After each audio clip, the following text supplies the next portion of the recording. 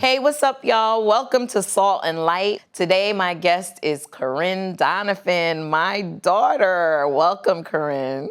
Hey. Hi, Mom. Hi, baby. Mwah.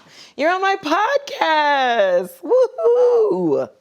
So I have my little notes here because I want to make sure I ask you all the good questions about what you do for a living. Okay. So let me get this right because I get it wrong a lot. You are a holistic Health coach. You're a certified holistic health coach. You're also a, vegan fitness. You just say it. I'm a vegan bikini bodybuilder. Yes, a vegan bikini bodybuilder. Yes. Okay, so yeah, we're talking about fitness today. And I wanted to ask you a few questions about your journey in fitness and how you got into bodybuilding and how you became a vegan, first of all. Okay. Because that's so hard to do. A lot of people want to do it. I've tried to do it, as you know, like a million times. You'll get there. Yeah, so I'm gradually trying to get there by being vegan most of the time. And sometimes I eat fish every once in a while. And then I'm a vegetarian as well. So I made up a word that you don't like. And it doesn't exist. I think it's a thing. I'm a pesca-vegetarian. Right. And I know a lot of people can relate. Well, Because you try to be a vegan and you end up eating fish or chicken. And then you're like, well, I eat vegan most of the time. So doesn't that count? you never eat chicken though, right? I don't eat chicken no, anymore. So you are a pescatarian. That's the correct term. I'm making up a new term, y'all. It's pesca-vegetarian. I don't care think what you say. That's Ebonics, I guess. Yeah, well, you know, I speak it well. Yeah, I'm from you're Brooklyn. fluent. I'm from Brooklyn. I speak Ebonics. Love that for you. All right, so I remember when you were little, like, let's get into how you got to be a vegan. When you were little, you had, if you don't mind me telling the world, Sure. irritable bowel syndrome. And every morning you would wake up and it was time for you to go to school. Yeah, actually, it started when I was in high school.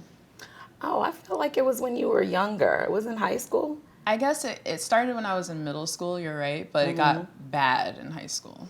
Okay, so in high school, you started waking up in the morning, feeling nauseous. And I would throw up you would throw up. sometimes. You would miss school a lot of Auntie days. was like, "Are you sure she's not pregnant?" I remember, yes, Auntie thought you was pregnant. I was like, No, sure. I'm a virgin. Yeah, I was totally sure because you talked to me about practically everything, so I Yeah. would have known if you were having sex. Yeah. So the irritable bowel syndrome kept getting worse. I remember we took you to a specialist. That was so crazy. It was so traumatic because she was our neighbor, actually. Yeah. And she had to spread my cheeks. Yeah, you were mortified. It was terrible. But my first experience with holistic healing, which is your specialty, was after taking you to the doctor, trying to figure it out. We had to do stool samples. And I was like, I don't feel like they knew what they were doing. And I didn't feel like they could really get to the bottom of it. So I went online and I looked up, what do you do for irritable bowel syndrome? And I was desperate at that point because you were missing a lot of school. And honey and apple cider vinegar. And I was like, okay, it's worth a try. So every morning we would take it on an empty stomach. On an empty stomach. And after, I would say, like a couple of months. Yeah, it was like, honestly, like 2 months. It really wasn't that long. And it went away. It went away. And it shocked me. I was like, there's something to this. So we were spending money on doctors, like doing all this stuff, trying to figure it out. And that little thing. Yeah. So this is your passion. Helped. So you can expound on some of the things that you found helped you with your issues like eczema and so on and so forth. So talk to me about that. At that point, I wasn't vegan yet. I was still eating meat, dairy. So dairy products, a lot of times, I don't know why, but sometimes people get mixed up like what's dairy and what's not. Milk, butter, cheese, eggs. I was eating a lot of eggs, which is not dairy, but I was eating eggs, animal products in general. I was a meat eater, and actually my family, you and grandma included, they called me their little carnivore. You used to say that about yourself. I loved meat. Cheese. I loved cheese. I loved meat. I ate a lot of salami growing up because grandma gave me that. And you used to call it lami. Lami. My lami, I want some lami. Grandma used to give me that all the time. So a carnivore is basically an animal that only really eats meat. And so that shows how much of a meat eater you I were. was such a meat eater. Yeah. Like, it was crazy. So for me to like make that switch from being a meat eater, an omnivore, to a vegan, I never would have thought that I would have done something like this. But the reason why I did it was because, number one, my grandfather, my dad's father, he passed away from cancer. And when he was going through his cancer treatments, I just felt like so helpless. Like, Rest in heaven, Rest in Papa. heaven, Papa. Yes, Papa Ray. Miss you. But I know where he is, because he was going through cancer treatments, and, you know, I knew that a lot of that could be diet related because he had colon cancer. Colon cancer is a very aggressive cancer. They caught it at stage 4. And so I knew that a lot of that could have been diet related, especially with the colon, because it's difficult for humans to digest meat. Like, meat is very, very heavy, and over years and years and years of like eating, you know, a lot of meat and stuff, and maybe a lot of processed foods, like, it weighs on your intestines, it weighs on your colon and stuff like that. So I decided to like really extensively go into my research around nutrition and seeing what is the best way for a human being to eat. What's the best way, like digestion wise, what's the best way for a human being to eat? I never knew that it was because of Papa. It started and the that colon way. Cancer. That makes a lot of sense. It started that way, and he was going through his treatments, and unfortunately he passed away while I was actually going through my health coaching certification. I was trying to not find a cure, right? But I was trying to see, oh, that makes me emotional. I was trying to see like how I could possibly help him, you know?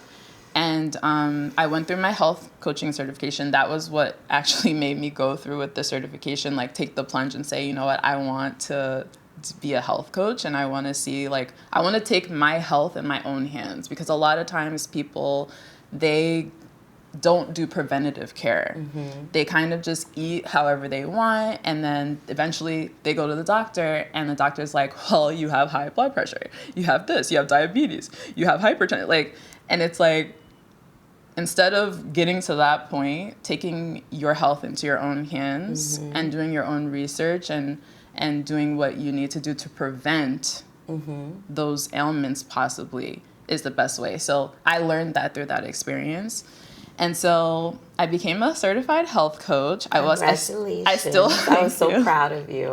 Thank you. That's right up your alley. Because you, at that time, I remember you were preaching to everybody about health and about eating animal products, even before you actually made the full switch. But what I remember mostly is the eczema that you had since you were a kid, that as you got older just progressed and got worse and worse and worse. And you were suffering. I remember you suffering so much. You had it on your lips, on your arms, and it was just like starting to almost cover your body, which is actually an issue in the African American community. When I took you and Chappelle to the doctor when y'all were little, Dr. what was his name? Dr. Benedict? No, not Dr. Benedict. The you guys, the pediatrician. Oh, I can't believe the Indian doctor. Oh man, I don't remember his name. Tag. I hate that I don't remember his name. Yeah. Oh man. But anyway, he told me, like, you know, a lot of African American children suffer from psoriasis. eczema. And Chappelle did also. Your brother did as well. So tell us about, you know, how my experience with you eczema. ended up, when you became a vegan, your experience with eczema, how you suffered and how you basically cured it by changing your diet. Yeah, so I stopped eating meat like a year into my health coaching experience, like being a health coach. Then a few years later, 2 years after that, I became vegan. And being vegan, like cutting out animal products, helped my skin tremendously. There was something about it's animal products, a lot of times they create inflammation in the body. So inflammation in the body shows up in various ways, various ailments, various diseases. But one of the ways it shows up a lot is through your skin. So because your skin is your biggest organ. So it can show that way. And my body was like, I don't like this stuff. So when I stopped eating it, my eczema did get a lot better. Tell me how much you were suffering. So though. I actually 'Cause there's a lot of people out there Yeah. that suffer from psoriasis, eczema, different things, and they might not know that. Yeah, it wasn't just like a, oh, I'm itchy sometimes kind of thing. It was to the point where my skin would literally be burning. Like, it felt like it was on fire. And I had to stay home from work. Like, I had to skip days of work because of it. I would just be like in my bed with like the covers over me and like my humidifier going, just like burning. Like, if you're, imagine your skin feels when it's burning in those affected areas. And your lips. My I lips. remember when you couldn't even eat. Yeah, I couldn't eat. Like, you would just be trying to eat and like literally crying while you're just trying to eat. There are certain things that I literally just could not eat anymore. I couldn't have like acidic things like oranges, soy sauce, because it's so salty. And I couldn't eat that stuff. It was really bad. Yeah. It's no way to live. Like, if you have ailments, a lot of times people who have ailments, they think that that's just the normal way to live. But when you actually cure your ailments, you're like, oh wait, this is how I'm supposed to live. Yeah, and it makes sense. It's not normal life. Yeah. So I remember you finding you I was really proud of you because you were so proactive on figuring it out because you really were suffering. I also found a doctor. And that's what I was about to ask you. Tell me about the doctor, the baths, all the different things that you did. It was really, really a journey. It was. It was a journey. So I got to the point where I was like, okay, I'm in pain. I'm missing too much work. Like, I got to figure this out. I was in my office. I was working a 9 to 6 job, and I was in the office, and they had the heat blast. No, this wasn't when he does. No, don't say that. Don't talk about that. Dead. We don't talk about. Go ahead. That was her first job after college, and she was miserable. But go ahead. So I was at my office job, and they blast the heat in the winter time, and the heat, that's something that exasperated my eczema a lot because it really dries it out. And I was just burning. Like, I was at my desk just like burning, and I went online. I'm searching. I had been searching for a long time, but finally this day I found a doctor online. Her name is Dr. Chu Min Lee. Shout out to Dr. Chu Min Lee. That's my Thank girl. you for helping my baby. Yeah, Dr. Chu Min Lee. She's the GOAT. She is basically a pioneer in allergies and eczema. She is she's a doctor. Like, she's a medical doctor, and she's also a naturopathic doctor. So she does acupuncture, but then she also has, like, she's an actual medical doctor. She's a medicinal doctor too. So she cures people of their eczema. She cures people of allergies. And the protocol. Allergies. We didn't even talk about it on top of that. I had terrible allergies growing up to like pollen. I had to skip days of school because I just was like so inundated. Like, I couldn't like see. Like, from little, you were like that. The allergies were crazy. I remember this when you were little, like coming off the bus, just like your eyes. Yeah, just like, and I mean, from really friend, like 2 years old. My best friend Amanda she's always like, I always remember you having to go home early because your allergies were so bad. It was terrible. So I know, food allergies, everything. So anyway, Dr. Chu Min Lee, it was a lot. Traumatic. Now that we're talking about it, it was that was my upbringing. I was like that geeky girl that just like always had like these like ailments and stuff. And the hair. Listen, we can get into the hair. That's beautiful hair. That's for another day. She hated her hair, and I'm like, this hair is amazing. But go ahead. That's for another day. Yeah. So Dr. Chu Min Lee, she does an extensive protocol for getting rid of allergies and also healing eczema.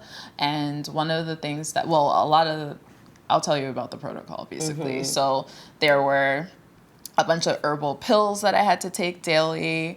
I had to take them in the morning, take them at night. all natural herbal pills like that she makes. It's Chinese medicine, right? So baths, there were herbal baths that I had to take, and you have to put the herbs in the bath and you soak in those in every day. Then there were herbal creams that I had to put on. The creams were so pigmented. They were like this indigo blue color that I couldn't even wear like light colored clothes and stuff. Like I had to change the color of my sheets and everything. And it was like a very extensive protocol, but I did it. Not gonna lie, it was expensive and it was like a lot of time that it took to do it, but I did that too because I was just so committed to healing myself. Like you don't want to live like that. Like you already have so many problems in life. Like you don't want to have to live with unnecessary health problems too, right? Shout out to God and all of his herbs and vegetables and stuff. Yes. He's so gangster. Yeah, because everything we want and need is already in the earth. It's provided for us. It's like literally there because now we've already talked about curing irritable bowel syndrome with honey and apple cider vinegar, which is so basic.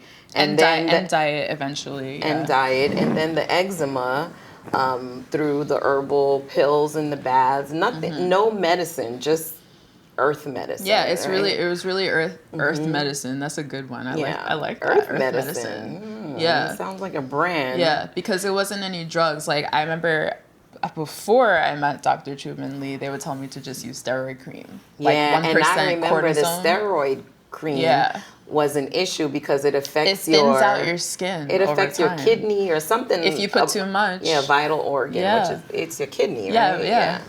So if you put too much irritable bowel it's either syndrome. Kidney or your liver. It's one of those. Yeah, one of them. Irritable bowel syndrome, eczema. Now let's get to the cysts. What is it? So, PS? What is it? Jesus Christ. Let's get into it, I say that girl. in the best way possible. I'm not taking the Lord's name in vain. Yeah. But we love you, God. What did you have? What else were you suffering from? I was suffering from PCOS. Okay, PCOS is what exactly? It's polycystic ovarian syndrome. So that's when you have cysts on your ovaries. And I developed that in college, I believe. Yeah. And I remember I just like went to the doctor and I was having problems. It was actually a little bit after college. It was like when I graduated. And I was having a little bit of problems with like my weight. There's a bunch of different symptoms that you can get from PCOS. You can get like unwanted like facial hair. Like I didn't have that, but I had other symptoms like weight gain, like sluggishness. Like there's a few symptoms. But I went to the doctor and they diagnosed me with that. And I said, I did what we do. Like I did what you did with the honey and the apple cider vinegar. I went back to the drawing board, and I was like, okay, like let's research this. Let's see how we can get rid of this ailment because what we need, God provides for us, right? Like herbs and foods, like whole foods that he provides it all. So that's when I really started looking more into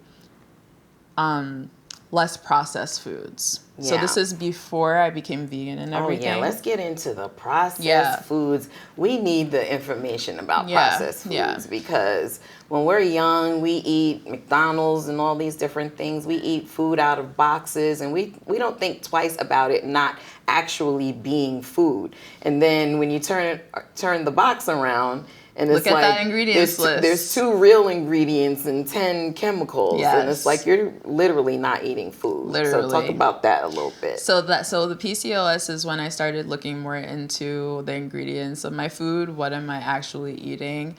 Sugar as well. Sugar is really bad for you.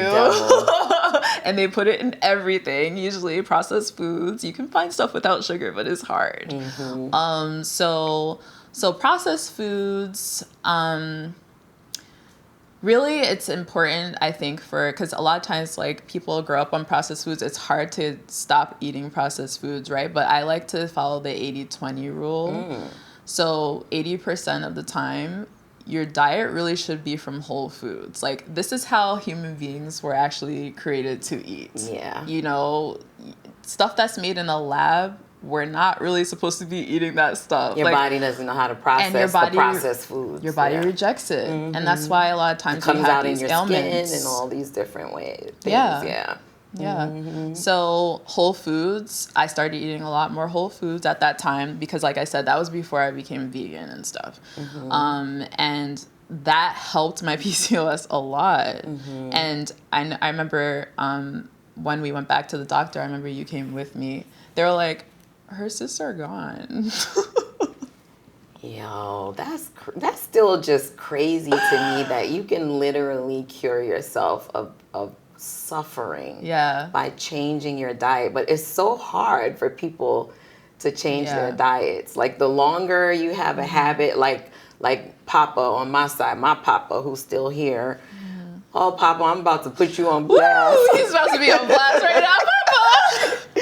Because he has all these things going on, and I hear you talking to him about just some simple, not even totally going vegan, like a lot of simple things that he could do that he doesn't. And it's almost like you're choosing to suffer. You're choosing to suffer unnecessarily, because of cravings. And that's another thing, right, about these processed foods. They're made to make you addicted to them. Yeah, that's literally the goal. Scientists are hired by food companies to go into a lab and to make these foods so that you want more. Yeah. You want more and more and more, because if you want more, you're going to buy more. Yeah. It's a money grab. Wow. So they're going to put crap in it. They're going to put whatever they need to put in it so that your taste buds become addicted to them. And sugar is one of the things that people are addicted to the most. Yeah, sugar is the enemy for sure. And on my devil food. On my pesca-vegetarian journey. In your pescatarian journey. I'm a pesca-vegetarian, okay? It's going to be in a dictionary. Watch it end up being a thing. It's not fair if you hardly eat fish and you mostly eat vegetables. Okay, I see what you mean. You know what I mean? Yeah. And when you're in town, I'm a vegan. Okay. So I'm all of the things, okay? All right, so fish the other day. As a pesca-vegetarian, sugar. I've been looking into, I'm not a sugar person, but you're savory. I'm a savory person, but I do like ice cream, and I'm lactose intolerant, so I can't have ice cream. So recently, you'll be proud of me, I've been looking up vegan recipes since I knew we were going to be here for a while. I was like, we don't have to keep looking for restaurants because there aren't that many. We're in LA, so there's a lot more here. Yeah, there's a lot in LA, actually. Yeah. So I had some ice cream, and it was a bad experience. We won't get into the details, but I looked online.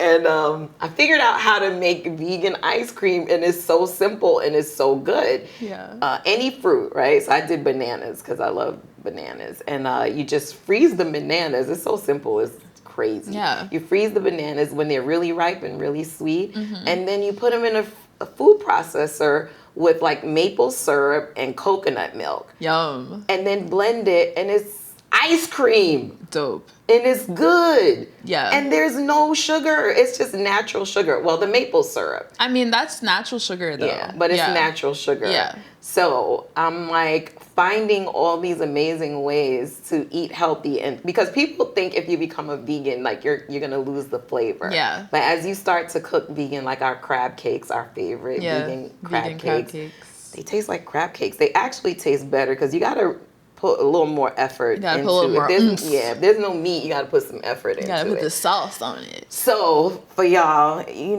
want to make ice cream, strawberries, mango ice cream, any fruit you can make ice cream out of. But enough. Speaking of ice cream, I gotta shout out. Now I want ice cream. If you want to take this out, you can. But the Ninja Creamy is a ice cream maker that you can use at home, and you can make like protein ice cream with it. A lot of protein ice cream. Yes. And then the thing about the ice cream you made is it doesn't necessarily stay in the freezer long. Like the texture kind of gets a little wonky. Yeah. You can't freeze it and then eat it. You gotta eat it right away. Right. So with the Ninja Creamy, you can do that, and a lot of bikini competitors use the Ninja Creamy, and they can put whatever they want in it. They make it low calorie because they're making it themselves, and they can eat it while they're doing their bodybuilding prep. Okay, so we're gonna go into the bikini competition. I first want to say before you do that, you were starting to talk a little bit about how in inner cities they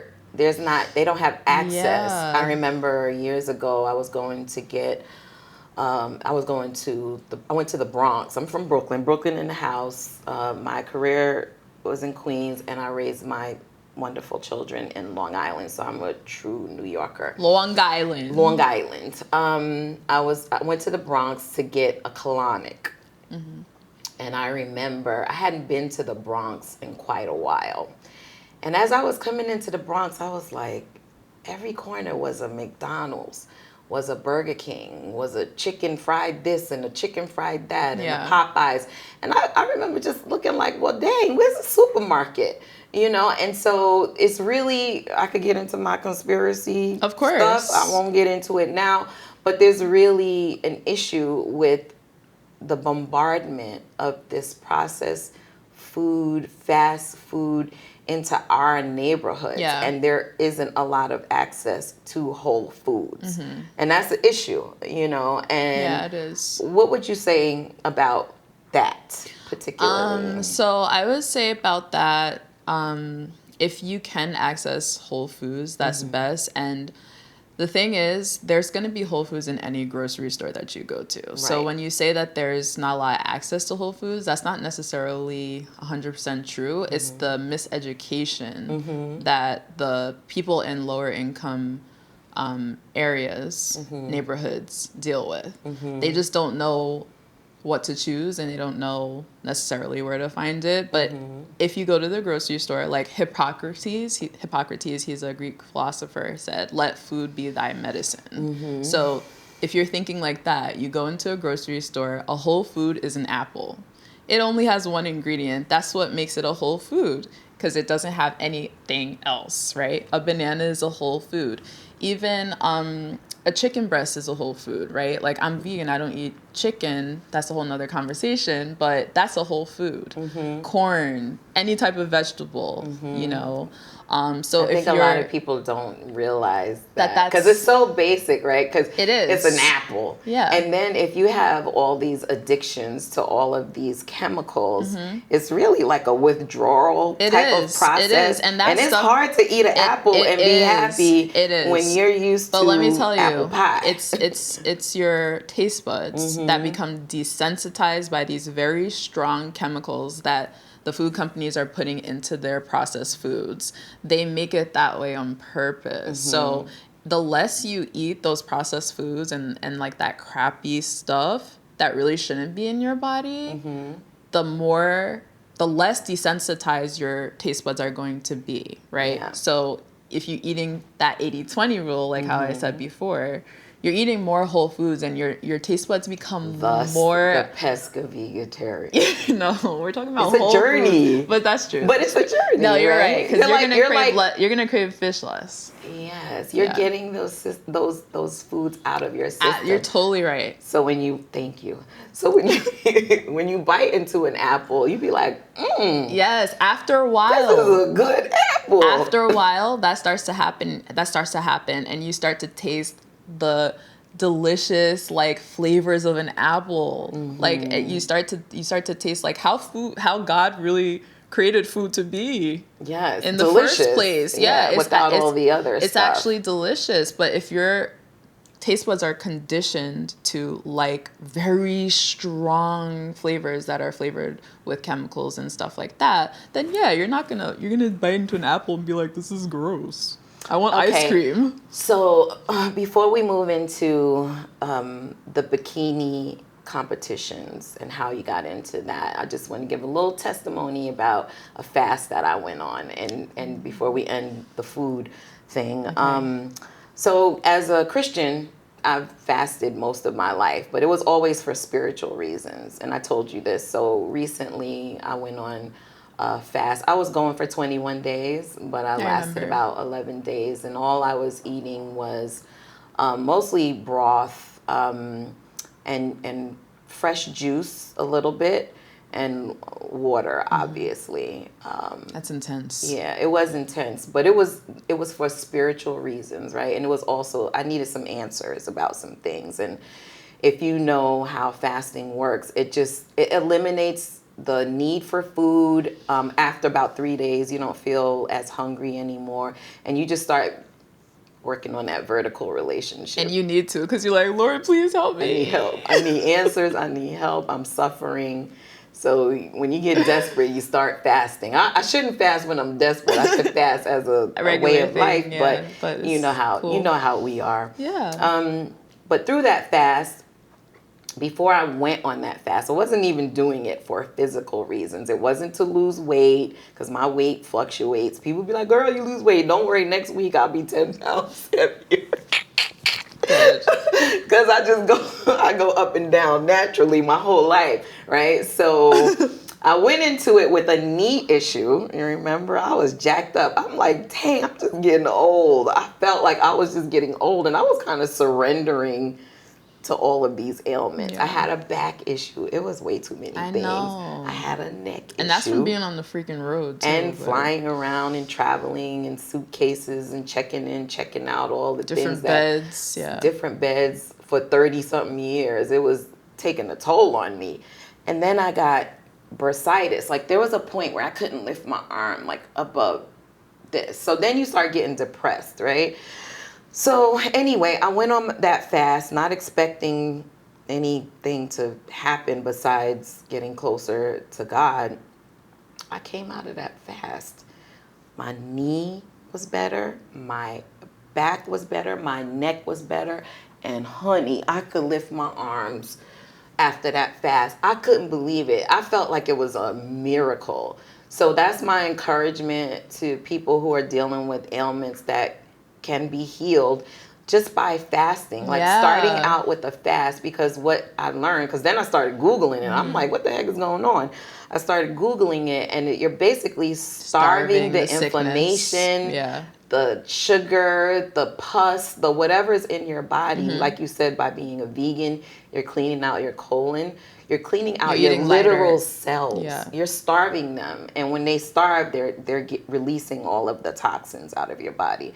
So then when I went back to eating, that's why I wanted to go on a journey. I didn't want to go cold turkey, I'm a vegan all of a sudden, because it ain't going to happen like that, you know. But I'm going to gradually get off of dairy, meat, so on and so forth, because I understand the benefits are literally miraculous. Like, it's incredible. Yeah. So shout out to God again for all of his amazing vegetables and good foods that we don't eat.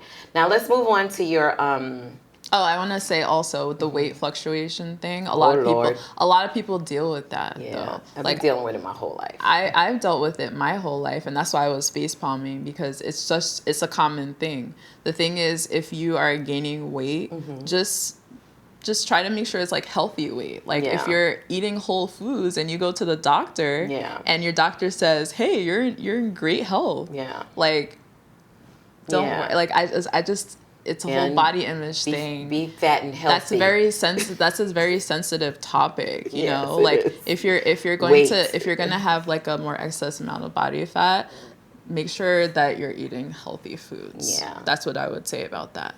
And that also is another conversation which fits in with your bikini fitness journey. I don't know, as I've gotten older, like. I had a lot of body issues. It's no secret that I was bulimic for many years during Salt-N-Pepa, trying to be thin, trying to live up to the expectations. You know, I was a size 0 at one point. I couldn't even imagine being a size 0. I don't even think that's healthy especially for a black woman, because we're just bigger, thicker. It depends on by your nature. genetics too. Yeah. Yeah. But I mean, by nature, we have bigger butts and like we're just yeah, naturally it also depends thicker. on your metabolism too, like genetics And your stuff. metabolism. Like some people can stay like this their whole lives because that's so true. It's like a genetic thing. Yeah. I hate those people. No. No, I'm just kidding. But anyway, yeah. So I've learned through allowing myself to gain weight and not being so anal about weight. Because you know you're healthy. And living out loud that to love my body, right? No matter what size my body is. Because I used to be so focused on my physical, you know. And as I'm embracing my weight as an older woman, you know, a woman who's had 2 children, I'm thinking more clearly about food choices. It's weird.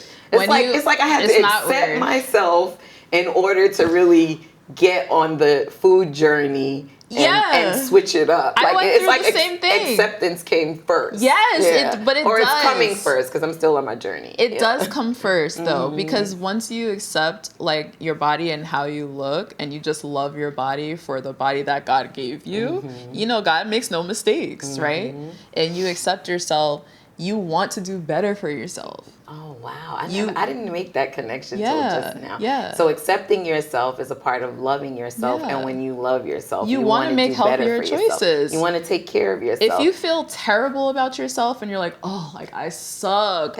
I'm so ugly. I'm this and that. That's a revelation. Then you're going to just want to be in your bed all the time. Like you're a slug. You're not going to want to go to the gym. You're not going to want to go make a salad. You're not going to want to eat healthy. That's so because true. you don't feel good about yourself. That's the connection. The connection is the self-loathing, right? Digs you deeper down into that hole. But when you just start loving who you are, learning that negativity breeds negativity usually. Positivity breeds positivity. So then you're gonna want to take want to take care of Cheryl. I'm gonna want that apple instead of the alternative because I'm loving my body. Yeah, the love comes first. And the poor heart just keeps pumping and pumping and it already has to pump 24 hours a day, for your 7 whole days life. a week for your whole entire life. It never gets a break. And it never gets a break. We have to help it. All right, so let's move on to fitness. I remember when I've always been a workout person, like an extreme workout person. That active lifestyle. Me in the gym for 3 hours, crazy. It was like that adrenaline, those endorphins. Like it's a high. I lived for them when I growing up, right? So when I used to do Taibo, all of them, Jane Fonda, Windsor Pilates. I started with Jane Fonda. That's telling my age. I started with Jane Fonda. I was a teenager. I used to do Jane Fonda. And when you were little, you always saw me working out. So I went through a step aerobics moment. And I used to put my little step in the bedroom and be in there doing my step aerobics. You about 2 or 3 years old? 2. You went and found a little piece of wood. It was like a plank. I don't know what it was, but... And you started doing step aerobics with me. It was the cutest thing ever. And you've been working out ever since. To bring it all the way up to 2023. And you're doing bikini fitness competitions. Yeah. I'm so proud of you. So tell me how that became a thing. So you want to go back to that? Okay. So when I was 2 years old, like you said, I would get a little wooden plank and I would put it on the bed. And because I was too short to like be on your level, so I was trying to be on your level. I put it on the bed and I would do my step aerobics with you. And I just remember, like, I know a lot of psychologists say you don't have memories until you're like, I think like 4, but I have memories, very vivid memories of me working out with you when I was 2 years old. Wow. And like, you didn't ask me to do it. No, I didn't. You just went and got it. I'm like, where'd you get that wood from? Nope. I did it because it looked really fun and I liked spending time with you and I just wanted to do it. So that's when I started working out. And I just remember all throughout like your career and my upbringing, you would always have personal trainers come to the house. Like they would stay with us for like periods of time to like help you get in shape. Like if you want to get in shape for a tour or photo shoots or whatever. And I would just be a tag along and work out with you guys because it was just so fun. We would do 2-day workouts. Like like we would wake up in the morning and do something like hill sprints and like jump, like all these different like cardio circuits and stuff. Then we would go and take a nap. And then at the end of the day, we would go back out and do some more stuff with them. We would do weight training maybe at the end of the day or something. Yeah, Flipper. You talking about when Flipper stayed. Yeah. Flipper used to dance for Salt-N-Pepa. Rest in peace, Flipper. And I hired him to stay with me for a couple of months. So we did morning and night workouts. We used to ride when we bikes, did the 2-a-days. The 2-a-days, ride bikes, all of that stuff. Yeah. And you just always loved it. Loved Chappelle, it. my son, Lord have mercy. He be on his bike like, help me. Shout out. So I had to put him in the wagon. Shout out, bro. Put Chappelle in the wagon. Now he did track and all that. Yeah, now he's an athlete. So. But it was a great way of spending time together. So it was like our favorite thing to do together was to work out. That was our favorite thing to do together. It was such a great bonding experience. And yeah, you were my example for my fitness journey. And now you're my example. Aw, thanks. I'm trying to look like you, girl.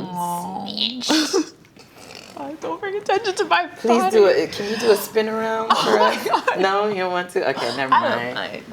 Yes. Sure. And she's not even in competition mode right now. She's just in hey. No, I'm in my off season right now, so I'm actually way above my stage weight, but I'm happy with my body either way. You look fabulous, and I love that dress. Thank you. You're welcome. Thank you. It's from All Saints. Plug. But no, so you were my inspiration and the reason why I got into fitness when I did. And then eventually I started playing sports. I did ballet as well on and off growing up, and eventually I got very serious about ballet. I started doing point ballet when I was 14. I was the youngest girl in my very strict Russian ballet school, in the point ballet class. And then I did field hockey, I did track. So I did sports growing up after, just working out with you and stuff. And then eventually I got to a point where I was very sedentary. I stopped doing ballet. I stopped doing sports in college. So I gained weight and I wasn't used to being at that weight. And I did have body image issues too. Like, I'm not going to front. Like, I saw you throwing up when I was a baby. Oh, Lord, that makes me so emotional every time you say that. That's horrible. So, but I mean, we're all human beings and no parent is perfect. Like, I don't blame you for any of those things. But I had body image issues growing up. And especially when I did gain weight, I wasn't comfortable with the weight that I gained. And that sedentary lifestyle was a big factor in it. And not having learned a lot about food yet and nutrition yet. So I just said, you know what? I love working out. This is how I got into bikini bodybuilding. I love working out. I want to be active again. I want to do something that challenges me. And I want to be able to eat in a way that gives me the confidence that I want in my body, right? And I said to myself, I would never do bodybuilding. I remember we were approached by Yvette when I was in college. And she was like, you have a physique that, like, I think that the bodybuilding, bikini bodybuilding world, you do well in it. I think she was saying that I would do well. And I was like, I would never do that. Are you kidding me? You thought you had to look like the Hulk. No, it wasn't even that. She took me through a weightlifting workout. Oh, yeah. And I had to wear a sling. Yeah, I remember you were the crying. Next day. Oh, no, she did too much. She was like, okay, let's do a workout. Love you, Yvette, but you did too much. I love you, Yvette. I do. She's I remember so dope. that. You were, like, in tears. She took me through a workout, and the next day I couldn't extend my biceps. So I was in a sling. And I was like, okay. And then she was like, so you're gonna have to eat tilapia and asparagus every day. I want you to eat egg whites in the morning, a protein shake, tilapia, and asparagus. That's all you get. I was like, can I have fruit? She was like, no. You can't jump into, like, you gotta get rid of all the I was like, no, because I was a foodie. Yeah, I'm a foodie. I'm like you. Like, I really like food. So I tried the diet. She had me I was in the sling. I was like, I'm never doing this. No. So all right, pause for a second. Talk about a foodie. Remember we used to go to McDonald's when we were little? Yeah. And one day you were complaining about your weight. I threw up. And I was like, you had a revelation. Oh. And I said to you, I was like, well, Corinne, you kind of eat anything you want. And that was a like, huge... No, I don't. Meanwhile, I think you had 2 McDonald's burgers or something. I was trying not to like be too pushy and give you a complex. Yeah. But when you started complaining about your weight, I was like, you got 2 burgers back there, girl. But go ahead. Yeah, I was eating whatever I wanted, and I didn't even realize that. I didn't realize it until you pointed it out.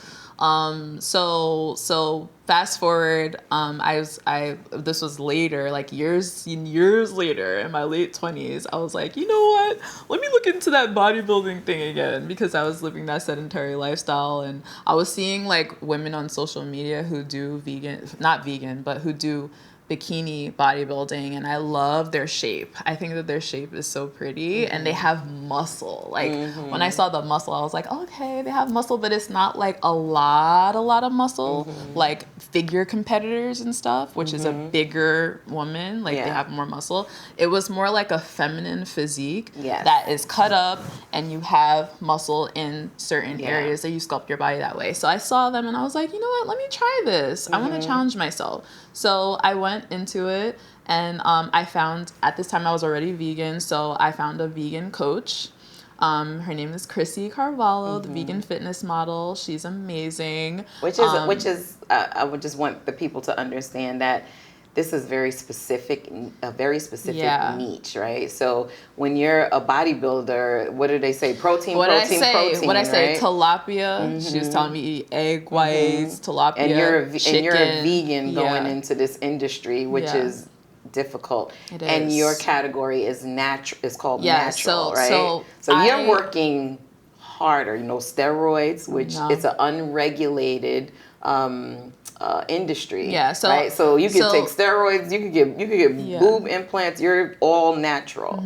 So actually the federation that I went into when I did my first competitions was a natural federation. So it was regulated. They drug test you.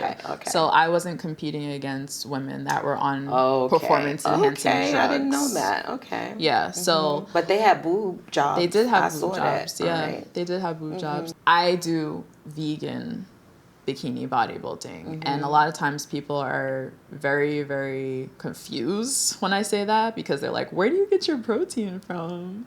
And I'm like, I get my protein in. There's a lot of different protein sources that you can use as a vegan. Beans are great, tofu, and you can cook tofu in a lot of different ways too. A lot of people don't like tofu, but you can cook it in a lot of different ways to make it delicious.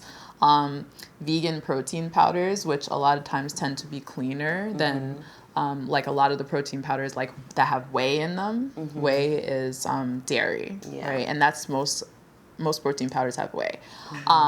So I have a variety in my diet when it comes to protein, and I'm able to build muscle that way. It's just that it's a lot of times it could be harder, right? Because not only am I vegan, but I'm a natural competitor. I don't take performance enhancing drugs, PEDs. So it does make it makes it trickier for sure. So we were talking yesterday about as a bikini competitor, a bubble that you have to be in order to endure the difficulties of basically starving almost while you're in competition. It's a bad word, starving. No, but it's not. But while it's not, it's on point, right? Like, because you be irritable, girl. So tell me about how do you deal with that? Okay, so my first competition season and my only competition season, I only did one season so far. But two competitions. I did two competitions. Which she came in second on both of them, right? The first one I came in fourth. The other one I came in second. So you placed... I placed in both shows. Can I be a mom? Yeah. Can I dope? Yeah. So her first competition as a natural competitor in the natural category, but nothing unnatural going on.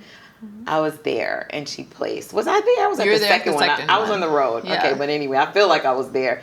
She placed, which is kind of unheard of. And It's hard to do. It's very hard to do. Am I exaggerating? No, you're not. So Actually. on her second competition, she was second place, second, and she should have won. And every judge said she should have won. Yeah, they told me that. All the judges told me they had me in first place, that I lost by 1 point, and that I didn't have to change anything about my physique, my stage presence, my look, my posing, nothing. So, which told me it was in confusing. The audience, I was like, come on, booty. That booty was like, pow. We were so ghetto up in there. Come on, booty. But, which told me that you just were doing phenomenal, and I was floored. I was floored that you placed second. And looking at all the ladies, a lot of them had boob jobs. You didn't have a boob job, and you looked the best to me. Your body looked the best. I mean, like, you're my mom, so... But the judges said it too, so it and tells everybody me there's said something... it. I was the crowd's favorite. Like, a lot of times they you have look that, so good. like, a crowd Insert favorite. picture here. You look so good. It was crazy. But tell me again about the bubble, because like I said, you get irritable and people don't understand, and they're always trying to make you eat, and they don't know that you're like in comp mode. Yeah, so when you're in a competition prep for a bodybuilding competition, you are on low calories. And so when you're in a calorie deficit, there are symptoms that come with it. You can get a little bit irritable. You can be sluggish at times because you're beating your body up in the gym, usually 5 to 6 days a week. And then on top of that, you're doing cardio. So it's a lot. And I had never experienced something as intense, even though I was an athlete. The diet part makes it even more difficult, because as an athlete in the past, I was working out a lot, but I wasn't eating in a calorie deficit too. I wasn't watching my carbs. I wasn't, it's almost like it's a calculated way of not starving, but you're trying to lose body fat, and your body is fighting against you, because your body, the natural response of your body is to hold body fat because it wants you to survive. It's like, okay, we're getting less food, so let's hold on to this body fat because we need her to stay alive. So you're doing something that's basically against your natural body's response.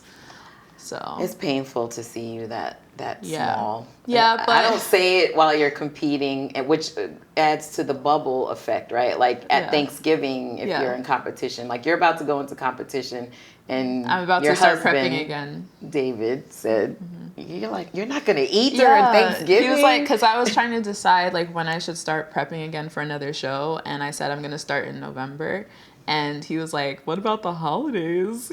He's like, you're going to be not eating for Thanksgiving and Christmas? And I was like, yeah. And people just don't understand that. Yeah, they don't understand that because it's just not normal. Yeah. It's a sport. Bodybuilding is a sport, and food is a big part of it. Right. So it can be done unhealthy or it can be done in a healthy way. And my foundation is actually really healthy because the coach that I started under, Chrissy, she didn't believe in dropping your calories so low to the point where you're going to be like emaciated and dying. But there are coaches who do that though. And you got down to what body fat percentage? My body fat percentage, I believe, was 14% when I was on stage. That's crazy. I can't even imagine. And there are girls who get lower than that, and it just depends on how your body is composed, like your body composition. Like, do you look better at a higher body fat percentage, which is 14 is actually a little bit of a higher body fat percentage for stage.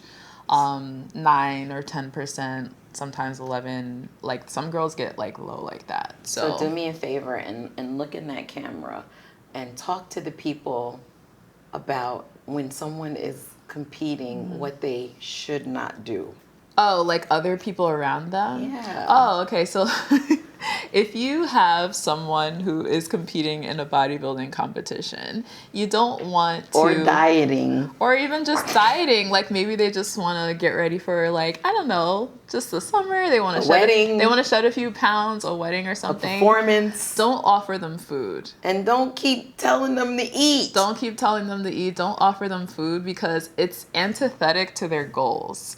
Like, it's not something that they're doing that's unhealthy as long as they're doing it in a healthy way, which I was, and I'll always do it in a healthy way. That's another reason why I would never take PEDs, because I prioritize health over aesthetics, and I even prioritize health over the sport, honestly. And it's annoying. And it's so hard. We're gonna get Corin a T-shirt for Thanksgiving because we're going to mom's for Thanksgiving. And grandma's the worst. And grandma's the worst. She just can't imagine. She still thinks you need milk for your calcium. I'm like, girl. To grow. Girl. Milk is for baby cows. Am I a cow? I can have almond milk, coconut milk, oat milk. There's a lot of different milks. There's a lot of different milks that you can have. So, Grandma, we gonna get a T-shirt that says, I am in prep. Please do not ask me to eat. Period. That's on period. That's on period. Yes. All right. And there's nothing wrong with eating for your goals. Like, as long as you're not doing it in a way that's unhealthy. Right. People don't get mad at you for wanting to go have pizza and beer, right? But people feel some type of way when you decide that you want to reel in your diet and just be disciplined. Like, a lot of it is just about being disciplined and not letting yourself just eat whatever you want. Yeah. You know? And discipline is a that brings me to, what have you learned about discipline, about self-control, like the fruits of the spirit the Bible talks about, right? Galatians 5:22 through 23. Girl. The fruit of the spirit. Yes. Joy, peace, self-control. Those are the three things that I think that I am most focused on when I'm in prep, when I'm in that bubble, right? Because being in prep is almost like a fast. Like, you were talking about fasting, right? And being able to deny your flesh. Yes. Come on, talk about it. That's self-control. And denying your flesh is something that is only going to make you better. Mm-hmm. Like, I know that it's suffering, but suffering is not always a bad thing when it's in a controlled environment and when you're doing it for the right reasons, right? So what I've learned through bodybuilding is that I don't like being out of control. I don't like being out of control of my diet. I don't like being out of control of my thought life. I don't like being out of control when it comes to my relationships with people that I love. Like, I like being able to be in control in a way that, not like I'm going to be in control of everything. God is in control. But right? Self-control, the fruit of the spirit. Yeah, like your flesh is not overriding the things that you want to do. Yes. When you set a goal and you want to meet a certain end, and then your flesh just jumps in and just wrecks the whole thing. It really does. And you feel like you don't have any control over your own self. It really does wreck it. Like, when I'm eating however I want and I'm just self-indulging all the time, it's depressing. It depresses me. It makes me feel low. But when I'm being in self-control, how would you say it? Like, when I'm practicing self-control and discipline, it brings me more peace. It makes me a better person for the people around me. Makes you more productive. It makes me more focused. It makes me so much more focused. So good. When I'm denying my flesh. And that's actually something God wants us to do. He wants us to deny our flesh. Like, it's just being able to just do whatever you want is not where it's at. Yeah. It's really not. It's not something that's going to make you happy. Yeah. It's not going to it's not going to be something that brings you joy and peace. It's not. Because then you're going to have that moment, and then afterwards you're going to have all the shame and the guilt. And also you're going to say, what's next? You can never gratify your flesh. Yeah. You're always going to be looking for the next thing. How low can you go? Yeah. The more you self-indulge yourself, the more you're going to be like, okay, like, what else can I do to gratify myself? Now you're in a spiral. Right? It never ends. High of productivity and the high of self-control can keep going. It does. But that spiral, it does keep going. It can also keep going. There are always like ways that I can improve, you know? So when I'm in prep and or when I'm dieting, because even when I'm not in prep, I watch what I eat. It makes me feel so empowered. Yeah, it's empowering. It's extremely empowering. Being able to say no to things, just and people, food, things, people. Being able to say no, and toxic people. Another conversation. Let's see. It also brings you closer to God. Okay, so we talked about how that's how faith plays into your fitness journey. Yeah, and not only that, but like I had to really rely on God during my competition season because it was so difficult.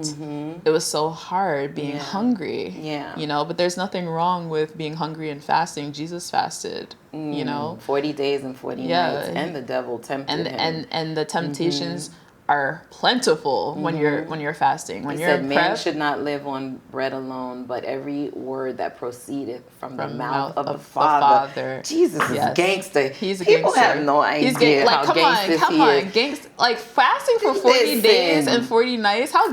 That's the most gangster person in history. And then the devil tried to give him what he created. He's like, I'll give you all this stuff. He's like, that's my stuff. How you gonna give me my stuff, man? Go on with that. The reason why I started bodybuilding and the reason why I do it now are different.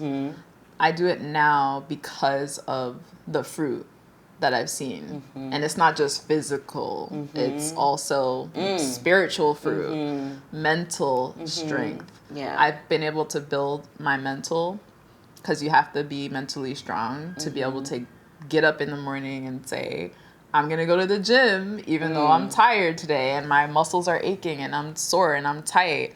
So that mental strength, being able to say no to my cravings, like certain foods that on Thanksgiving everybody's telling me, you should eat, you should eat, you should eat. And I have to say no. Like that mental strength that I've built, that's fruit.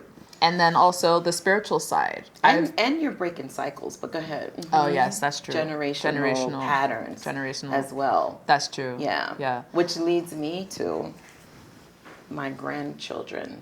No, I'm not done. Oh, I'm sorry. Go ahead. The spiritual side. Oh, the spiritual side, yes. The spiritual fruit that I've gained. I've grown closer to God through this experience. So the spiritual growth that I've seen from doing vegan bodybuilding or just bodybuilding in general is the most important thing that I've learned from this experience because I've had to lean on God to get through it because it's difficult. And also God has taught me that if I'm going to do something like this, I need to do it with joy, not misery. Because it's easy when you're suffering to be miserable.